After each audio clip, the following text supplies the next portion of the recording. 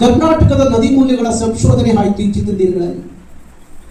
ಕರ್ನಾಟಕದ ಪುಣ್ಯ ನದಿಗಳು ಅಂತ ಕರೆಸಿಕೊಳ್ಳುವಂತ ಅದು ಎಷ್ಟರ ಮಟ್ಟಿಗೆ ಕುಡಿಯಕ್ಕೆ ಯೋಗ್ಯವಾಗಿದೆ ಅಂತ ಹೇಳಿ ಒಂದು ಸಂಶೋಧನೆ ಮಾಡಿ ಒಂದು ರಿಪೋರ್ಟ್ ಕೊಡ್ತು. ಆ ರಿಪೋರ್ಟ್ನಲ್ಲಿ ಕಾವೇರಿಯೂ ಸಹ ಕಳಪೆ ಅನ್ನುವ ಸಂಶೋಧನೆಯಲ್ಲಿ ಕುಡಿಲಿಕ್ಕೆ ಯೋಗ್ಯವಾದ ನೀರಲ್ಲ ಅನ್ನುವ ಸಂಶೋಧನೆ ರಿಪೋರ್ಟ್ ಕೊಡ್ತು. ಹಾಗಾದ್ರೆ ಕೊಡಗಿನ ಜನ, ಕರ್ನಾಟಕದ ಜನ ಏನಾಗಿದ್ದಾರೆ ಅನ್ನೋದನ್ನು ಅರ್ಥ ಮಾಡಿಕೊಳ್ಳಿ. ಪವಿತ್ರವಾದ ಜೀವನದಿ ಕಾವೇರಿ ಈಗ ತನ್ನ ಅಸ್ತಿತ್ವವನ್ನು ಕಳ್ಕೊತಾ ಇದೆ, ಅದರ ಮೂಲವನ್ನು ಕಳ್ಕೊತಾ ಇದೆ. ಅದರ ಜಲ ಮೂಲವನ್ನ ನಾವು ಸರಿಯಾಗಿ ಬಳಸ್ಕೋತಾ ಇಲ್ಲ. ಎಲ್ಲ ವಿಚಾರದಲ್ಲಿ ಇವತ್ತು ಮನುಷ್ಯನ ದುರ್ಬುದ್ಧಿ ದುರಾಸೆಗಳಿಂದಾಗಿ ಎಲ್ಲವೂ ನಶಿಸಿ ಹೋಗುವಂತ ಪರಿಸ್ಥಿತಿಗೆ ಕಾರಣಕರ್ತರು ಯಾರು? ನಾವೇ. ನಮ್ಮ ದುರ್ಬುದ್ಧಿ ಮತ್ತು ನಮ್ಮ ದುರಾಸೆಗಳಿಂದಾಗಿ ಇಂಥವೆಲ್ಲವೂ ನಶಿಸಿ ಹೋಗುವಂತ ಪರಿಸ್ಥಿತಿಯಲ್ಲಿ ನಾವು ನಿಂತಿದ್ದೀವಿ. ಇದು ಒಂದು ಕಡೆ, ಇದು ಕನ್ನಡಿಗರಿಂದಲೇ ಆಗ್ತಿರುವಂತಹ ಹಾನಿ ಒಂದ್ ಕಡೆ ಆದ್ರೆ, ಮತ್ತೊಂದು ಕಡೆ ಹೊರಗಡೆಯಿಂದ ಬಂದಂತವರಿಂದ ಏನು ಹಾನಿ ಆಗ್ತಾ ಇದೆ ಇದನ್ನು ಗಮನಿಸಬೇಕು ನಾವು. ತನ್ನ ಪ್ರತಿಷ್ಠೆಗಾಗಿ ಸಂಘಟನೆಗಳನ್ನು ಕಟ್ಟಿಕೊಳ್ಳೋದಲ್ಲ, ತನ್ನ ಸ್ವಾರ್ಥಕ್ಕಾಗಿ ಕನ್ನಡದ ಶಾಲನ್ನು ಕೊಡೆಗೆ ಹಾಕೊಳ್ಳೋದಲ್ಲ, ತನ್ನ ಸ್ವಾರ್ಥಕ್ಕಾಗಿ ಯಾವುದೋ ಒಂದು ಸಂಘಟನೆಯ ಹೆಸರನ್ನ ದುರುಪಯೋಗ ಪಡಿಸಿಕೊಳ್ಳುವಂಥದ್ದು ಅಲ್ಲ. ಯಾವನಿಗೆ ನಿಜವಾದಂತ ಈ ನಾಡಿನ ಬಗ್ಗೆ ಕಾಳಜಿ ಇದೆಯೋ, ಯಾವನಿಗೆ ಈ ನಾಡಿನ ಸಂಸ್ಕೃತಿ ಬಗ್ಗೆ ಅರಿವಿದೆಯೋ, ಯಾವನಿಗೆ ಈ ನಾಡಿನ ಸಾಹಿತ್ಯದ ಗಂಧಗಾಳಿಯ ಅರಿವಿದೆಯೋ ಅವನು ಮಾತ್ರ ಒಬ್ಬ ಹೋರಾಟಗಾರ ಅಂತ ಅನ್ಸ್ಕೊಳ್ಳಿಕ್ಕೆ ಸಾಧ್ಯ ಆಗುತ್ತೋ ಹೊತ್ತು ನವಿಲು ಕುಣಿಯಿತು ಅಂತ ಹೇಳಿ ಕೆಂಬುತ ಪುಕ್ಕ ತರ್ಕೊತ್ತು ಅನ್ನೋ ರೀತಿಯಲ್ಲಿ ಕರ್ನಾಟಕ ರಕ್ಷಣಾ ವೇದಿಕೆ ಅನ್ನೋ ಒಂದು ಬ್ರಾಂಡ್, ಆ ಬ್ರಾಂಡ್ ಅನ್ನ ಕಳಪೆ ಮಾಡಿ ಇನ್ಯಾವನೋ ಹೆಸರು ಮುಂದೆ ಇಟ್ಕೊಂಡು ರಕ್ಷಣಾ ವೇದಿಕೆ ಹೆಸರು ಬಳಸಿಕೊಂಡು ತನ್ನ ಯೋಗ್ಯತೆ ಏನು ಅನ್ನೋದನ್ನ ಅರ್ಥ ಮಾಡಿಕೊಳ್ಳದೆ ಈ ನಾಡುನುಡಿ ವಿಚಾರದಲ್ಲಿ ಒಂದು 4 ಕಾಸಿನ ವಿಚಾರಗಳು ತಲೆಯಲ್ಲಿ ಇಲ್ಲದೆ ಅಂತರಂಗ ಬರಡು ಭೂಮಿ ಮಾಡಿಕೊಂಡು ಬರೀ ಸ್ವಾರ್ಥಕ್ಕೋಸ್ಕರ ಕನ್ನಡ ಅಂತ ಹೇಳುವಂತ ಎಷ್ಟೋ ಜನರನ್ನ ನಾನು ಇವತ್ತು ಗಮನಿಸ್ತಾ ಇದ್ದೀನಿ. ಹಾಗಾಗಿ ಕನ್ನಡದ ಶಕ್ತಿ ಒಂದು ಮುಷ್ಟಿಯಾಗಿ ಗಟ್ಟಿಗೊಳ್ಳಿಕ್ಕೆ ಸಾಧ್ಯ ಆಗದೆ ಇದ್ರೆ ಇಂಥ ನಕಲಿ ಹೋರಾಟಗಾರರಿಂದ ಅನ್ನೋದನ್ನ ನಾವೆಲ್ಲ ಅರ್ಥ ಮಾಡ್ಕೋಬೇಕಾಗುತ್ತೆ. ಈಗ ಕರ್ನಾಟಕ ರಕ್ಷಣಾ ವೇದಿಕೆ ಅನ್ನೋದು ಒಂದು ಬ್ರಾಂಡ್. ಇಡೀ ದೇಶ ನೋಡ್ತಾ ಇದೆ ಕರ್ನಾಟಕ ರಕ್ಷಣಾ ವೇದಿಕೆಯನ್ನ. ಕರ್ನಾಟಕ ನೋಡ್ತಾ ಇಲ್ಲ, ಇಡೀ ದೇಶ ನೋಡ್ತಾ ಇದೆ. ದೇಶ ಅಷ್ಟೇ ಅಲ್ಲ, ಇಡೀ ಪ್ರಪಂಚದಲ್ಲಿರುವ ಕನ್ನಡಿಗರು ನೋಡ್ತಾ ಇದ್ದಾರೆ.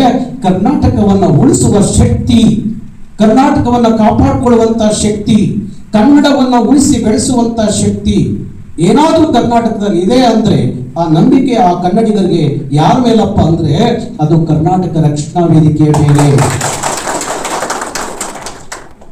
1000 ಸಂಘಟನೆಗಳು ಹುಟ್ಟುಕೋಬಹುದು. ನವೆಂಬರ್ 1ನೇ ತಾರೀಕು ಉದಯವಾಗುತ್ತೆ, ಡಿಸೆಂಬರ್ ಕೊನೆಯ ದಿವಸ ಅದು ನಶಿಸಿ ಹೋಗುತ್ತೆ. ಈ ತರ ಸುಮಾರು ನೋಡ್ತಾ ಇದ್ದೀನಿ ನಾನು ಸಂಘಟನೆಗಳು. ಇದು ಎಲ್ಲ ಕಾಲಕ್ಕೂ ಎಲ್ಲವನ್ನ ಉಳಿಸಿಕೊಳ್ಳುವ ಶಕ್ತಿ ಸಾಮರ್ಥ್ಯ ಇಲ್ಲದೆ ಇರುವಂಥದ್ದು. ಈಗ ಮೊನ್ನೆ ಬೆಂಗಳೂರಲ್ಲಿ ಒಂದು ಸಭೆ ನಡೆಯಿತು. ಬೆಂಗಳೂರಿನ ಅಶೋಕ ಹೋಟ್ಲಲ್ಲಿ ಒಂದು ಸಭೆ ನಡೆಯಿತು. ಉತ್ತರ ಭಾರತದ ರಾಜ್ಯಗಳಿಂದ ಬಂದಂತ ಮಾರ್ವಾಡಿಗಳು, ಸಿಂಧಿಗಳು, ಗುಜರಾತಿಗಳು, ಬಿಹಾರಿಗಳು, ಉದ್ಯಮಿಗಳು ಒಂದು ಸಭೆ ನಡೆಸ್ತಾರೆ. ಆ ಸಭೆಯ ನಿರ್ಣಯ ಏನಾಗಿತ್ತು ಅಂದ್ರೆ, ಆ ಸಭೆಯ ಹೆಸರು ಹಿಂದಿ ಭಾಷಾ ಒಕ್ಕೂಟ, ಹಿಂದಿ ಭಾಷಾ ರಾಜ್ಯಗಳ ಒಕ್ಕೂಟ, ಬೆಂಗಳೂರಿನಲ್ಲಿ, ಕರ್ನಾಟಕದಲ್ಲಿ. ಅವರ ಪ್ರಾರಂಭಿಕವಾದಂತ ಸಭೆಯ ಮುಖ್ಯ ಉದ್ದೇಶ ಏನು ಅಂದ್ರೆ, ಬೆಂಗಳೂರಿನಲ್ಲಿ ಕನ್ನಡಿಗರ ಸಂಖ್ಯೆ ಕೇವಲ 26%. ಬೆಂಗಳೂರಿನಲ್ಲಿ ಕನ್ನಡಿಗರ ಸಂಖ್ಯೆ ಕೇವಲ 26%. 74 ವಲಸೆ ಬಂದಂತ ನಾವು ಪ್ರಬಲವಾಗಿ ಇಲ್ಲಿ ಬೇರು ಬಿಟ್ಟಿದ್ದೀವಿ.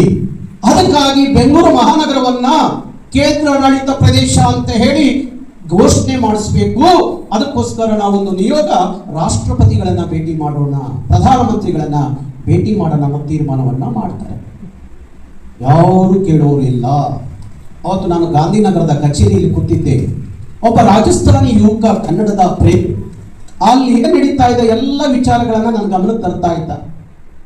ನಾನು ಒಬ್ಬನೇ ಗಾಂಧಿನಗರದಿಂದ ಹೊರಟೆ ನಮ್ಮ ಕಚೇರಿಯಿಂದ ಅಶೋಕ ಹೋಟ್ಲ ಕಡೆ. ಅಷ್ಟೊತ್ತಿಗೆ ಒಂದಷ್ಟು ನಮ್ಮ ಮುಖಂಡರುಗಳನ್ನ ಬನ್ನಿ ಅಂತ ಹೇಳಿ ನಾನು ಆ ಕಡೆ ಹೊರಟೆ. ಅಲ್ಲೊಬ್ಬ ತೇಜರಾಜ್ ಅನ್ನುವ ಒಬ್ಬ ಮಾರ್ವಾಡಿ ಜೈನು, ಅವನು ಭಾಷಣ ಮಾಡ್ತಾ ಇದ್ದ. ಕರ್ನಾಟಕದಲ್ಲಿ, ಇದು ಬೆಂಗಳೂರಲ್ಲಿ ನಾವು ಅತಿ ಟ್ಯಾಕ್ಸ್ ಕಟ್ತಾ ಇದ್ದೀವಿ, ಹೆಚ್ಚು ಟ್ಯಾಕ್ಸ್ ಕಟ್ತಾ ಇದ್ದೀವಿ, ತೆರಿಗೆ ಕಟ್ತಾ ಇದ್ದೀವಿ ಅಂದ್ರೆ ನಮ್ಮಿಂದ ಬೆಂಗಳೂರು. ಹಾಗಾಗಿ ಕನ್ನಡಿಗರು ಇಲ್ಲಿ ಕೇವಲ 26%, ನಾವು 74% ಇದ್ದೀವಿ. ಸಂವಿಧಾನದಲ್ಲಿ ಒಂದು ಭಾಷಾ ಸಮುದಾಯ 25ಕ್ಕಿಂತ ಕಡಿಮೆದ ಆದಾಗ ಅದನ್ನ ಕೇಂದ್ರಾಡಳಿತ ಪ್ರದೇಶ ಅಂತ ಘೋಷಣೆ ಮಾಡಲಿಕ್ಕೆ ಸಂವಿಧಾನದಲ್ಲಿ ಅಧಿಕಾರ ಇದೆ. ಅದಕ್ಕಾಗಿ ಬೆಂಗಳೂರನ್ನ ಕೇಂದ್ರಾಡಳಿತ ಪ್ರದೇಶ ಅಂತ ಹೇಳಿ ಘೋಷಣೆ ಮಾಡಿಸ್ಲಿಕ್ಕೆ ನಾವು ಒಂದು ನಿಯೋಗ ದೆಹಲಿಗೆ ಹೋಗ್ಬೇಕು ಅನ್ನೋ ತೀರ್ಮಾನ ಮಾಡ್ತಾರೆ. ಆ ವೇದಿಕೆ ನುಗ್ಗಿ ಅವನಿಗೆ 2 ಕ್ಯಾನ್ನಿಗೆ ಬಾರಿಸಿ ಅವನ ಕೆಳಗಡೆ ಕೂರಿಸಿ 45 ನಿಮಿಷ ಕ್ಲಾಸ್ ತಗೊಂಡೆ ನಾನು. ಅವರಿಗೆ ಎಲ್ಲ ಅಂಕಿಅಂಶಗಳನ್ನ ಕೊಡ್ತಾ ಹೋದೆ, ಕರ್ನಾಟಕದ ಇತಿಹಾಸದ ಪಾಠ ಹೇಳ್ತಾ ಹೋದೆ, ಕನ್ನಡದ ನಾಡಿನ ಇಲ್ಲಿ ಬಂದಂತ ಜನ ಹೇಗೆ ಬದುಕಿದ್ರು ಅಂತ ವಿಶೇಷವಾದ ಗಮನ ಸೆಳೆಯುವಂತ ಕೆಲಸ ಮಾಡಿದೆ. ಆಗಷ್ಟೊತ್ತಿಗೆ ರಕ್ಷಣಾ ವೇದಿಕೆ ಮುಖಂಡರುಗಳೆಲ್ಲ ಬಂದರು, ಒಂದಷ್ಟು ಗಲಭೆ ಸ್ಟಾರ್ಟ್ ಆಯಿತು. ಅವರು ತಾವು ಬಂದಿದ್ದು ಕಾರ್ಲು ಬಿಟ್ಟು ಎಲ್ಲ ಓಡೋದು, ಒಂದು 300 ಜನ ಉದ್ಯಮಿಗಳು. ನಮ್ಮಲ್ಲಿ ಈ ಥರ ಎಲ್ಲ ಅವತ್ತು ರೆಕಾರ್ಡ್ ಮಾಡಿದ್ರು. ಅಷ್ಟೊತ್ತಿಗೆ ಪೊಲೀಸ್ ಆಫೀಸರ್ಗಳೆಲ್ಲ ಬಂದು ಅವ್ರ ಮೊಬೈಲ್ಗಳನ್ನ ಇಸ್ಕೊಂಡು ಆ ವಿಡಿಯೋಗಳನ್ನು ಡಿಲೀಟ್ ಮಾಡಿದ್ರು. ಅವತ್ತೇನಾರು ಅವರು ಮಾತಾಡಿದ್ದು ವಿಡಿಯೋ ಸಾರ್ವಜನಿಕವಾಗಿ ಹಂಚಿಕೊಂಡಿದ್ರೆ ಒಬ್ಬ ಮಾರವಾಡಿ, ಒಬ್ಬ ಸಿಂಧಿ, ಒಬ್ಬ ಗುಜರಾತಿ ಕರ್ನಾಟಕದಲ್ಲಿ ಬದುಕೋದು ಭಾರಿ ಕಷ್ಟ ಆಗ್ತಿತ್ತು. ಎಂಥ ಅಘಾತವಾದಂಥ ವಿಚಾರವನ್ನ ಇಲ್ಲಿ ಬದುಕಲಿಕ್ಕೆ ಬಂದವರು, ವ್ಯಾಪಾರ ಮಾಡಲಿಕ್ಕೆ ಬಂದವರು ಏನು ಮಾಡಲಿಕ್ಕೆ ಹೊರಟಿದ್ದಾರೆ? ವ್ಯಾಪಾರದ ಧರ್ಮ ಒಪ್ಕೊಂಡಿದ್ದು, ಬದುಕಬೇಕು ಒಪ್ಕೊಂಡಿದ್ದು, ನಮ್ಮ ಜೊತೆಯಲ್ಲಿ ಹೊಂದಾಣಿಕೆ ಮಾಡ್ಕೊಂಡು ಹೋಗ್ಬೇಕು ಒಪ್ಕೋತೀವಿ. ನಮ್ಮ ಭಾಷೆ ನೀವು ಬಂದವರು ಕಲಿಬೇಕು, ಕಲ್ತ್ರೆ ಒಪ್ಕೋತೀವಿ, ಇದೆಲ್ಲ ಸರಿ. ಆದರೆ ನಾಡಪ್ರಭು, ಧರ್ಮಪ್ರಭು, ನಿರ್ಮಾತೃ, ಬೆಂಗಳೂರು ನಿರ್ಮಾತೃ ಕೆಂಪೇಗೌಡರು ಕಟ್ಟಿದಂಥ ಆ ಬೆಂಗಳೂರನ್ನೇ ಕೇಂದ್ರಾಡಳಿತ ಪ್ರದೇಶ ಮಾಡಿಕೊಟ್ರೆ ನಾವು ಅದನ್ನು ಸಹಿಸ್ಕೋಬೇಕು ಅನ್ನೋದು ಇಷ್ಟರ ಮಟ್ಟಿಗೆ ಸರಿ. ಆಗ ಅಲ್ಲೊಂದಷ್ಟು ಗಲಭೆ ಆಯಿತು, ಇದಾಯಿತು ಅಂದರೆ ಮಾಧ್ಯಮದವ್ರು ಏನು ಮಾಡ್ತಾರೆ ಅಂದರೆ ವಿಚಾರಗಳನ್ನು ಸಾಯಿಸ್ಬಿಡ್ತಾರೆ, ಈ ಗಲಾಟೆಯನ್ನು ಹೆಚ್ಚು ತೋರಿಸ್ತಾರೆ. ಆಗ ರಕ್ಷಣಾ ವೇದಿಕೆಯವರು ಯಾವಾಗಲೂ ಗಲಾಟೆ ಮಾಡ್ತಾರೆ, ಅವರು ಬಡದಾಡ್ತಾರೆ ಅಂತ ಹೇಳಿ ಅದನ್ನು ಅತಿರೇಕವಾಗಿ ಬಿಂಬಿಸುವ ಕಾರಣಕ್ಕಾಗಿ ರಕ್ಷಣಾ ವೇದಿಕೆಯಲ್ಲಿ ಅಂಥದ್ದೊಂದು ಅಪಪ್ರಚಾರ ಪ್ರಾರಂಭ ಆಗುತ್ತೆ. ಗಾಂಧಿನಗರದಲ್ಲಿ ಒಂದು ಸಣ್ಣ ಅಂಗಡಿ, ಎಲೆಕ್ಟ್ರಾನಿಕ್ ಅಂಗಡಿ ಇಟ್ಕೊಂಡಿದ್ದಂಥ ಒಬ್ಬ ತೇಜರಾಜು, ಅವನ ಆಸ್ತಿ ಇವತ್ತು 20,000 ಕೋಟಿ. ಮಾನ್ಯತಾ ಟೆಕ್ ಪಾರ್ಕ್ ಅನ್ನುವ ಮಾಲೀಕ. ಲೆಕ್ಕ ಹಾಕೊಳ್ಳಿ. ಇವತ್ತು ನೀವು ಅದೇ ಕೊಡಗು ಜಿಲ್ಲೆಯಲ್ಲಿ ಏನಾಗಿದ್ದೀರಿ? ಮೂಲತಃ ಜನ, ಈ ನೆಲದ ಮೂಲತ್ವವಾದಿಗಳು ಏನಾಗಿದ್ದೀರಿ? ಇಲ್ಲಿ ನೆಲ ಮಟ್ಟದ ಜನ ಏನಾಗಿದ್ದೀರಿ? ಇವತ್ತು ಪಕ್ಕದ ಕೇರಳದಿಂದ ಬಂದಂಥವರೆಲ್ಲ ಆಕ್ರಮಣಕಾರಿಯಾಗಿ ಇವತ್ತು ಕೊಡಗನ್ನು ನುಗ್ತಾರೆ, ಕೊಡಗಿನ ಆಸ್ತಿ ನುಂಗಿದ್ದಾರೆ. ನಾಳೆ ಕನ್ನಡವನ್ನು ನುಂಗ್ತಾರೆ. ಕನ್ನಡ ನುಂಗಿದಾಗ ಸುಲಭ ಕನ್ನಡಿಗರನ್ನ ನುಂಗೋದು. ಹಾಗಾಗಿ ನೈಜವಾಗಿ ಕನ್ನಡಿಗರು ಹೆಚ್ಚಿಟ್ಕೋಬೇಕು, ಜಾಗೃತ ಆಗಬೇಕು ಅನ್ನೋಕ್ಕೋಸ್ಕರ ಈಗ ಕರ್ನಾಟಕ ರಕ್ಷಣಾ ವೇದಿಕೆ ನಡೆದ ಒಂದು ಇತಿಹಾಸವನ್ನ ಮಾತಾಡ್ಲಿಕ್ಕೆ ನಿಂತರೆ 1 ವಾರ ಆದರೂ ಸಾಲು. ಬಹುತೇಕರಿಗೆ ಗೊತ್ತಿಲ್ಲ. ನಾರಾಯಣಗೌಡರನ್ನ ದೂರದಿಂದ ನೋಡುವ ಮಂದಿಗೆ ಅರ್ಥ ಆಗದೆ ಇರೋ ವಿಚಾರ 10 ನಿಮಿಷ ನಾರಾಯಣಗೌಡರ ಜೊತೆ ಕುಂತು ಮಾತಾಡಿದಾಗ ಅದೇ ಜನ ಹೇಳ್ಬಿಟ್ಟು ಹೋಗ್ತಾರೆ, ಗೌಡ್ರೆ ನಿಮಗೊಂದು ದೊಡ್ಡ ಸಬ್ಮಿಟ್ ಹೊಡಿತೀವಿ ಅಂತ ಹೇಳ್ಬಿಟ್ಟು ಹೋಗುವಂತ ನೋಡ್ತಾ ಇದ್ದೀವಿ. ಕೆಲವರು ಬರ್ತಾರೆ, ನನ್ನ ಭೇಟಿ ಮಾಡ್ಲಿಕ್ಕೆ ಬಂದಾಗ ಹೇಳ್ತಾರೆ, ನನಗೆ ಭಯ ಆಗ್ತಿತ್ತು ನಿಮ್ಮನ್ನು ಭೇಟಿ ಮಾಡಲಿಕ್ಕೆ. ಯಾಕಪ್ಪ ಭಯ?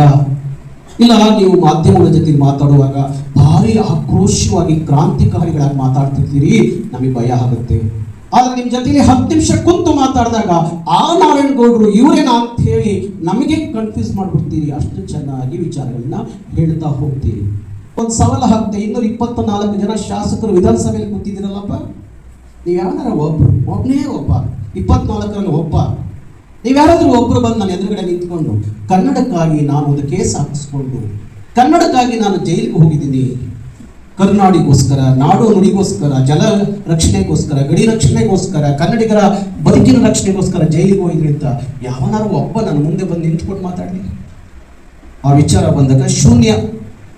ಎಷ್ಟೋ ಜನ ನಮ್ಮ ರಾಜಕಾರಣಿಗಳು, ವಿಧಾನಸೌಧದಲ್ಲಿ ಕೂತಿರುವ ಶಾಸಕರಿಗೆ ಇವತ್ತು ಗೊತ್ತಿಲ್ಲ ಕನ್ನಡಕ್ಕೆ ಎಷ್ಟು ಜ್ಞಾನಪೀಠ ಬಂದವೆ ಅಂತ ಗೊತ್ತಿಲ್ಲ, ಒಂದು TMC ನೀರು ಅಂದ್ರೆ ಎಷ್ಟು ಅಂತ ಗೊತ್ತಿಲ್ಲ, ಎಷ್ಟು ರಾಷ್ಟ್ರ ಕವಿಗಳಿದ್ದಾರೆ ಕರ್ನಾಟಕದಲ್ಲಿ ಅಂತ ಗೊತ್ತಿಲ್ಲ, ಎಷ್ಟು ಜಿಲ್ಲೆಗಳಿದಾವೆ ಅಂತಲೂ ಗೊತ್ತಿಲ್ಲ, ಕನ್ನಡ ಅಕ್ಷರಮಾಲೆಗಳಲ್ಲಿ ಎಷ್ಟು ಕನ್ನಡದ ಅಕ್ಷರಮಾಲೆಗಳಿದಾವೆ ಅಂತಲೂ ಗೊತ್ತಿಲ್ಲ ಅಂತ ಅಂಥ ಮೂರ್ಖರು ಅಲ್ಲಿ ಹೋಗಿ ವಿಧಾನಸೌಧದಲ್ಲಿ ಕೂತ್ಕೊಂಡ್ರೆ ನಮ್ಮ ನದಿಯಲ್ಲಿ ಉಳಿಯುತ್ತೆ, ನಮ್ಮ ಬದುಕಿಯಲ್ಲಿ ಉಳಿಯುತ್ತೆ, ನಮ್ಮ ಗಡಿಯಲ್ಲಿ ಉಳಿಯುತ್ತೆ, ಈ ಸಮಾಜ ಹೇಗೆ ಉಳಿಯುತ್ತೆ? ಇದು ಕೆಟ್ಟ ಪ್ರವೃತ್ತಿ ಕರ್ನಾಟಕದ ರಾಜಕೀಯದ ವ್ಯವಸ್ಥೆ. ಒಂದು ಕಾಲಕ್ಕೆ ಕರ್ನಾಟಕದ ವಿಧಾನ ಪರಿಷತ್ತಿಗೆ ಹೋಗ್ತಿದ್ದವರು ಯಾರು? ಚಿಂತಕರು, ಸಾಹಿತಿಗಳು, ಹೋರಾಟಗಾರರು, ಗಾಂಧಿವಾದಿಗಳು ಇಂಥವ್ರನ್ನ ನಾಮಕರಣ ಮಾಡ್ತಾ ಇದ್ರು ವಿಧಾನ ಪರಿಷತ್ತಿಗೆ. ಅದನ್ನ ಚಿಂತಕರ ಚಾವಡಿ ಅಂತ ಕರೀತಾ ಇದ್ದಂತ ಒಂದು ಕಾಲ. ಅಲ್ಲಿ ಇವತ್ತು ಗೋಲ್ಡ್ ಮಾಫಿಯಾಗಳು, ಭೂ ಮಾಫಿಯಾಗಳು, ಬೇರೆ ಬೇರೆ ರೀತಿಯ ಮಾಫಿಯಾಗಳು ಹೋಗಿ ಕೂತ್ಕೊಂಡ್ರೆ ಕರ್ನಾಟಕದ ಚಿಂತನೆ ಎಲ್ಲಿಂದ ಕೇಳಬೇಕು? ನಾವು ಎಲ್ಲಿಂದ ಅವರಿಂದ ಪಡ್ಕೋಬೇಕು? ಈ ಪರಿಸ್ಥಿತಿಯಲ್ಲಿ ಕರ್ನಾಟಕ ಇದೆ. ಅದಕ್ಕಾಗಿ ಕೊಡಗು ಜಿಲ್ಲೆಯ ಇಲ್ಲಿ ಪುರುಷರಿಗಿಂತ ಮಾತೆಯರೇ ಜೋರಾಗಿದ್ದಾರೆ. ಮಾತೆಯವರು ಮಾತು ಜೋರಾಗಬಾರ್ದು, ನಿಮ್ಮ ಕೆಲಸ ಜೋರಾಗಬೇಕು. ಬಹುಶಃ 2 kg ಬಂಗಾರ ಹಾಕಿದ್ರೆ ನೀವು ಇಷ್ಟು ಚೆನ್ನಾಗಿ ಕಾಣ್ತಿರ್ಲಿಲ್ಲ. ನೋಡಿ, ಆ ಕನ್ನಡದ ಶಾಲೆ ಎಷ್ಟು ಚೆನ್ನಾಗಿ ಕಾಣ್ತಾ ಇದ್ದೀರಿ ನೀವೆಲ್ಲ, ಅಲ್ವಾ? ಹೋಗಿ ನಿಮ್ಮ ಕನ್ನಡಿಯಲ್ಲಿ ನಿಮ್ಮ ಮನೇಲಿ ನೋಡ್ಕೊಡಿ, ಆ ಶಾಲೆ ಹಾಕೊಂಡು ಎಷ್ಟು ಚಂದವಾಗಿ ಕಾಣ್ತೀರಿ. ಹಾಗಾಗಿ ಅದು ಚಂದವೂ ಉಂಟು, ಅದು ನಿಮಗೆ ಒಂದು ಶಕ್ತಿಯಾಗಿಯೂ ಉಂಟು, ಶಕ್ತಿಯಾಗಿಯೂ ಉಂಟು. ಅದಕ್ಕೆ ಹೇಳಿದೆ ನಾನು, ಕನ್ನಡಕ್ಕೆ ಕೈ ಎತ್ತು, ಅದುವೇ ನಿಮ್ಮ ತಾಕತ್ತು. ಒಬ್ಬ ಕವಿ ಹೇಳ್ತಾರೆ, ಕನ್ನಡಕ್ಕೆ ಕೈ ಎತ್ತು, ಅದುವೇ ನಿಮ್ಮ ತಾಕತ್ತು. ಹನುಮ ಶಕ್ತಿ, ದಾಸ ಭಕ್ತಿ. ಎಂತ ಅದ್ಭುತ! ಇಡೀ ರಾಮಾಯಣ ನಮ್ಮ ಕಣ್ಮುಂದೆ ಬಂದಾಗ ಅಲ್ಲಿ ಭಾರಿ ಪ್ರಮುಖ ಪಾತ್ರ ವಹಿಸೋನು ಯಾರು? ಹನುಮ. ಆ ಹನುಮ ಯಾರು? ಈ ನೆಲದ ಹನುಮ. ಅವನಿಗೆ ಕನ್ನಡದ ಕುಲತಿಲಕ ಅಂತ ಕರೀತಾರೆ. ಆ ಹನುಮಂತನಿಗಿಂತ ಭಕ್ತ ಇನ್ಯಾರು ಎಲ್ಲೂ ಹುಡುಕ್ಲಿಕ್ಕೆ ಸಾಧ್ಯ ಇಲ್ಲ. ಅವನ ಶಕ್ತಿ ಮುಂದೆ ಯಾವ ಶಕ್ತಿಯೂ ಶೂನ್ಯ. ಅಂತ ಹನುಮನ ಹುಟ್ಟಿದಂತ ನಾಡು ನಮ್ಮ ಕರ್ನಾಟಕ. ದಾಸ ಭಕ್ತಿ ನೋಡ್ರಿ, ಕನಕದಾಸ, ಪುರಂದರದಾಸ, ಎಷ್ಟು ದಾಸರು. ಯಾರಾದರೂ ದೇವ್ರು ನೋಡ್ಲಿಕ್ಕೆ ಹಾಗಿಲ್ಲ ಬೇರೆ ಪ್ರದೇಶದಲ್ಲಿ ಅಂದ್ರೆ ನಮ್ಮ ಪ್ರದೇಶದಲ್ಲಿ ಎಲ್ಲ ದೇವರುಗಳನ್ನ ನೋಡಿದ್ರು ಅಂದ್ರೆ ಅದು ನಮ್ಮ ದಾಸರು. ಆಗಿ ತಿರುಗಿದ್ದಂಥ ಕೃಷ್ಣ, ಈಗ ತಿರುಗಿಸಿದಂಥ ಕನಕದಾಸ, ನಮ್ಮ ನಾಡಿನ ಮಣ್ಣಲ್ಲಿ ಹುಟ್ಟಂತ ಕನಕದಾಸ, ಪುರಂದರದಾಸ. ಎಂಥ ಅದ್ಭುತವಾದ ದಾಸರುಗಳನ್ನ ಈ ನಾಡು ಕೊಟ್ಟಿದೆ ಅಂದಾಗ ನಾವು ಯಾಕೆ ಬದುಕಬೇಕು? ಎಷ್ಟು ಸ್ವಾಭಿಮಾನಿಗಳಾಗಿ ಬದುಕಬೇಕು? ಎಷ್ಟು ವಿಚಾರಗಳನ್ನ ನಮ್ಮಲ್ಲಿ ತಿಳ್ಕೊಂಡು ಬದುಕಬೇಕಾಗಿದೆ. ಬೆಳಗ್ಗೆ 10 ಗಂಟೆಯಿಂದ 10:45 ಮುಖ್ಯಮಂತ್ರಿಗಳನ್ನ ಭೇಟಿ ಮಾಡ್ತಾರೆ. ಅವರು ಸರಣಿಯ ವೈಶ್ಯ ವರದಿ ಜಾರಿ ಮಾಡ್ತೀನಿ ಅಂತ ಸಿದ್ದರಾಮಯ್ಯವರು ಹೇಳ್ತಾ ಇದ್ದಾರೆ. ನಾನು ಹೇಳಿದೆ, ಅನುಷ್ಠಾನಗೊಳಿಸ್ತೀನಿ ನಾವು ಮಾತು ಬಿಟ್ಟು ಬನ್ನಿ, ಅದೊಂದು ಕಾಯ್ದೆ ರೂಪಿಸ್ತೀವಿ ಅಂದಾಗ ಮಾತ್ರ ಕನ್ನಡದ ಮಕ್ಕಳ ಭವಿಷ್ಯ ಬದುಕು ಹಸನಗೊಳ್ಳುತ್ತೆ. ನಿಮ್ಮ ಕಾಯ್ದೆ ಆದಾಗ ಮಾತ್ರ ಅನುಷ್ಠಾನ ಆದ್ರೆ ಅದು ನಮಗೆ ಯಾರಿಗೂ ಅನುಕೂಲ ಆಗದೆ ಇರುವಂತ ಅನುಷ್ಠಾನಗಳು ನೂರಾರು ಆಗಿದ್ದಾವೆ. ಅನುಷ್ಠಾನ ಆಗಬೇಡಿ. ಯಾಕೆ ನಾಮಫಲಕದಲ್ಲಿ 60% ಕನ್ನಡ ಹಾಕಬೇಕು ಅಂತ ಹೇಳಿ ಅವತ್ತು ನಾವೆಲ್ಲ ಜೈಲಿಗೆ ಹೋಗಿ 100 ಕೇಸ್ ಹಾಕಿಸ್ಕೊಂಡು ಅವತ್ತೊಂದು ಕಾಯ್ದೆ ತಂದ್ರಲ್ಲ, ಆ ಕಾಯ್ದೆ ಈಗ ಮಕ್ಕಳ ಉದ್ಯೋಗದ ವಿಚಾರದಲ್ಲಿ ಒಂದು ಕಾಯ್ದೆ ಹಾಕಬೇಕು ಅಂತ ಹೇಳಿ ಸಿದ್ದರಾಮಯ್ಯನವ್ರು ಹೇಳಿದಾಗ ಸಿದ್ದರಾಮಯ್ಯನವ್ರು ಹೇಳಿದ್ರು, ನಾರಾಯಣಗೌಡ ಬಂದವರೆಲ್ಲರೂ ಅನುಷ್ಠಾನ ಮಾಡಿ ಅಂತ ಹೇಳ್ತಿದ್ರು, ಯಾರು ಕಾಯ್ದೆ ಮಾಡಿ ಅಂತ ಹೇಳಿರಲಿಲ್ಲ ಚಳವಳಿಗಾರರು, ನೀವು ಒಬ್ಬನೇ ನೋಡು ಕಾಯ್ದೆ ಮಾಡು ಅಂತ ಹೇಳಿದ್ರು. ಹೌದು, ಎಲ್ಲವೂ ಶಾಸನಗಳ ಆದಾಗಲೇ ಕರ್ನಾಟಕ ಅಂದ್ರೆ ಏನು ಅಂತ ಗೊತ್ತಾಗೋದು. ಈಗ ನಮಗೆ ಸಿಕ್ಕಿರುವ ಶಾಸನಗಳಿಂದಾಗೆ ಕನ್ನಡದ ಭಾಷೆಗೆ ಎಷ್ಟು ವರ್ಷದ ಇತಿಹಾಸ ಇದೆ, ಯಾವ್ಯಾವ ಕಾಲದಲ್ಲಿ ಇಲ್ಲಿ ಆಳ್ವಿಕೆ ಯಾರ್ಯಾರದ್ದು ಇತ್ತು, ಯಾವ್ಯಾವ ಸಾಮ್ರಾಜ್ಯಗಳಿದ್ರು, ಯಾರ್ಯಾರು ಆಳಿದ್ರು, ಕನ್ನಡದ ಭಾಷೆಗೆ ಇತಿಹಾಸ ಏನು ಅಂತ ಗೊತ್ತಾಗತ್ತೆ. ಅವತ್ತು ಎಲ್ಲವೂ ಶಾಸನ ಆಗಿದ್ದಕ್ಕೆ ಕನ್ನಡ ಕರ್ನಾಟಕನ ಇತಿಹಾಸದ ಶಾಸನಗಳಿಂದಾಗಿ ಇವತ್ತು ನಮಗೆ ಎಲ್ಲೂ ಹೋದ್ರು ನಮ್ಮ ಭಾಷೆಗೆ 4,000 ವರ್ಷದ ಇತಿಹಾಸ ಇದೆ ಅಂತ ಹೇಳ್ಕೊಬಹುದು.